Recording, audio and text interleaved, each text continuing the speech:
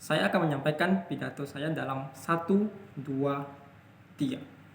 Sebelumnya saya ucapkan terima kasih kepada Pak Retno selaku Perdana Menteri yang mewakili pihak pemerintah dalam menyampaikan argumen mengenai mosi Dewan ini percaya bahwa sekolah seharusnya berwenang menghukum siswanya yang melakukan segala bentuk perundungan di luar sekolah. Baik, merespon argumen dari pihak pemerintah mengenai status quo.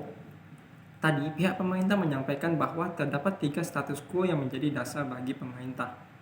Yang pertama berkaitan dengan fakta saat ini, di mana kasus perundungan masih banyak ditemukan. Hal ini benar, walaupun demikian, kasus perundungan yang terjadi tidak hanya terjadi di luar sekolah, namun juga terjadi di lingkungan internal sekolah. Sehingga, jika pihak sekolah saja belum mampu mengendalikan kasus perundungan di dalam lingkungan sekolah, bagaimana pihak sekolah bisa berurusan dengan kasus perundungan di luar sekolah? Banyak sekali ditemukan kondisi di mana peran guru sebagai orang tua kedua di sekolah tidak benar-benar menjalankan perannya. Sebagai contoh, mengabaikan kondisi anak sekolah, keterlambatan guru masuk ke dalam kelas, hingga tidak peduli dengan kasus perundungan yang ada di sekolah. Para guru menganggap tindakan perundungan hanya sebagai tindakan yang merupakan perwakilan dari kebebasan berekspresi murid dalam lingkungan sekolah. Guru menganggap bahwa tindakan tersebut, dalam tanda kutip, hanya main-main saja, namanya juga anak-anak. Pihak sekolah saja masih belum bisa menuntaskan peran guru tersebut yang sebenarnya bukan hanya berfokus kepada akademis dari si murid. Ini menjadi perhatian penting bagi kami selaku pihak oposisi, mengingat sekelas negara maju, contohnya negara Jepang, masih mengalami kasus perundungan di internal sekolahnya. Yang tadi adalah respon terhadap status quo yang pertama. Selanjutnya mengenai status quo kedua, di mana tadi pihak pemerintah menekankan kepada bagaimana aparat lebih memfokuskan kepada hal-hal selain perundungan, salah satunya kasus narkoba. Hal itu benar, walaupun demikian perlu diperhatikan bahwa aparat penegak hukum menjalankan wewenang sesuai yang tertuang pada regulasi yang berlaku saat ini. Kenyataannya, regulasi saat ini tidak hanya berfokus kepada kasus perundungan. Katakanlah aparat memberikan sanksi atau hukuman kepada murid. Tentu saja tindakan ini bertentangan dengan regulasi yang menyatakan bahwa anak di bawah umur 18 tahun tidak bisa diproses secara hukum. Sehingga, dari sini kita sudah tahu bahwa aparat penegak hukum tidak bisa sewenang-wenang memberikan sanksi kepada murid yang melakukan perundungan di luar sekolah. Merespon berikutnya mengenai status quo yang ketiga, yaitu berkaitan dengan di mana kasus perundungan ini masih dianggap kasus yang minor. Hal ini juga benar, namun walaupun demikian pemerintah perlu menganalisis lebih lanjut mengapa hal ini masih dianggap kasus yang minor. Banyak ditemukan saat ini orang tua toksik yang menjadi salah satu faktor terjadinya perundungan di luar sekolah maupun di dalam sekolah. Bagaimana sikap orang tua menjadikan anak mereka stres dan akhirnya melampiaskannya kepada anak-anak lain. Beranjak dari hal ini, makanya perhatian masyarakat terhadap perundungan sangat minim. Konstruksi sosial yang telah terbentuk selama ini memberikan keterbatasan akses untuk menjadikan kasus perundungan sebagai perhatian yang penuh. Tidak hanya itu, dalam skala global, isu-isu perundungan juga masih kurang diminati oleh masyarakat dunia. Maka dari itu, saya sebagai pemimpin pihak oposisi tidak percaya bahwa sekolah seharusnya berwenang menghukum siswanya yang melakukan segala bentuk perundungan di luar sekolah. Hal ini dilatar belakangi oleh beberapa pertanyaan dan faktor yang seharusnya dipikirkan oleh pihak pemerintah matang-matang. Yang pertama berkaitan dengan anggaran yang harus dikeluarkan oleh pemerintah.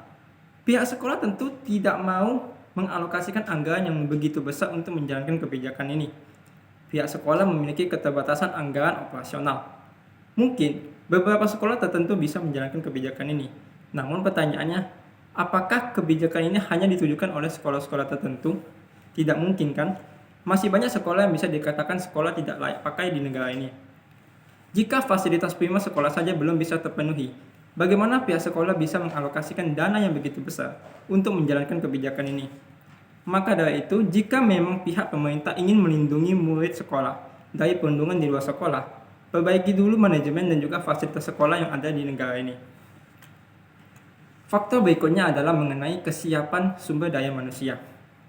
Apakah dengan memberlakukan kebijakan ini, sumber daya manusia yang berkecimpung di dalam instansi sekolah mampu menjalankan kebijakan ini dengan semestinya?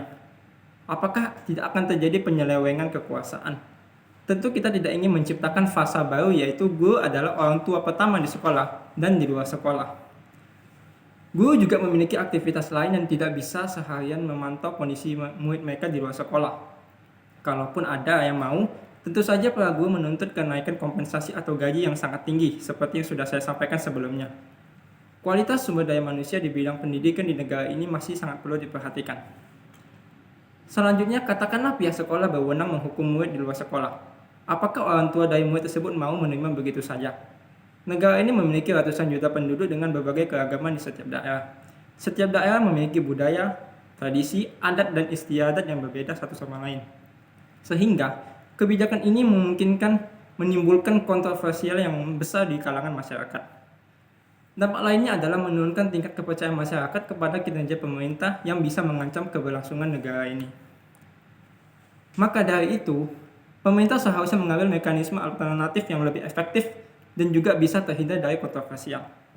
Mekanisme yang saya ajukan dari pihak oposisi yaitu pertama dengan memberikan sosialisasi secara masif kepada orang tua di negara ini. Anggaran yang dikeluarkan juga bisa ditekan. Mengapa harus mekanisme ini? Hal ini karena orang tua memiliki tanggung jawab terbesar terhadap anak-anak mereka. Jika pihak sekolah berwenang untuk menghukum murid di luar sekolah, itu sama artinya dengan mengurangi tanggung jawab orang tua. Maka dari itu, dengan sosialisasi kepada orang tua mengenai pentingnya mendidik anak dan juga bahayanya perundungan, akan memberikan efek berantai di masa depan. Orang tua akan lebih memperhatikan anak-anak mereka dan kasus perundungan bisa menurun di masa depan. Kemudian, jika perundungan masih banyak terjadi, seharusnya sanksi diberikan kepada orang tua yang lalai mendidik anak-anak mereka dan gagal menjaga anak-anak mereka. Sanksi bisa berupa sanksi sosial, sanksi pekerjaan, dan lainnya yang bisa memberikan efek jera kepada orang tua. Anak-anak merupakan aset berharga suatu bangsa, sehingga peran orang tua menjadi kunci agar anak-anak tersebut bisa membawa bangsa ini menjadi lebih baik. Pihak sekolah hanya bisa menjadi katalis dari perkembangan anak-anak tersebut. Demikianlah argumen yang bisa saya sampaikan untuk mewakili pihak oposisi. Sekian dan terima kasih.